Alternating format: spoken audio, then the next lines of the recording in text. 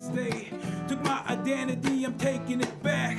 I am Anishinaabe, I belong to the land. Leonard Sumner is a rapper from Little Saskatchewan First Nation, Manitoba. Desiree Dorion is a Cree country musician from Dauphin, Manitoba. Both are renowned trailblazers in the Indigenous music community.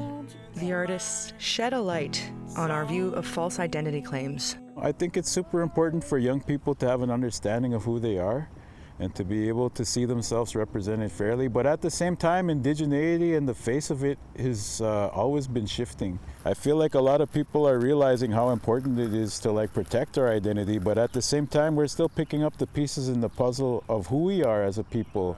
Leonard suggests taking a step back to process how our collective loss of culture adds to the confusion, bringing us to the root of the cause. The way the music industry operates is they like one voice to be the punctuation for everything. When you don't have a genuine experience on a platform speaking the truth, it just makes room for a lot more lies. While the public is determined to police Indigenous identity fraud, our communities still welcome newcomers. People can participate in respectful ways, that they don't have to become the main voice. There's not one voice for community. We're just one of many. Greta, don't you get that gun now? Greta, don't you get that gun? In recent years, Desiree Dorion's seen a push for accountability in Indigenous spaces. However, the wider industry of non-Indigenous professionals are slow to catch on.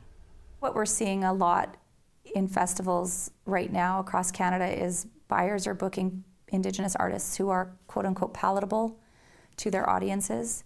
We don't often see brown faces being presented at festivals. Desiree acknowledges that cultural identity is more than skin deep. Understanding our individual histories can help us see where we fit into these spaces. I can travel fairly easily in Indigenous and non-Indigenous worlds. And I think about that conversely with my, brown-skinned relatives. And I think if you know who you are and you know where you come from and you know where you're going, then there's no reason to be guilty about the space that you're taking up. In terms of non-Indigenous adoptees looking to benefit from Indigenous opportunities, the musicians clap back. Just because you're adopted into a family doesn't necessarily mean that you adopt all the hardships and all the history with that. You don't carry that baggage in the same way that your adoptive family does. I mean, we have so many issues in our communities, and if you want to tell a story about one of those issues that you don't have a connection to, you might want to rethink that. And we don't need anybody to speak for us on our behalf. We're more than capable of telling our own stories.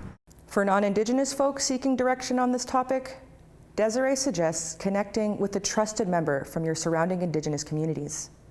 Avoiding the conversation can alter the credibility of your platform and cause real harm to Indigenous people. Learn more about the network of Indigenous professionals who are taking a holistic approach to protecting these spaces tomorrow on the final segment of Face Value.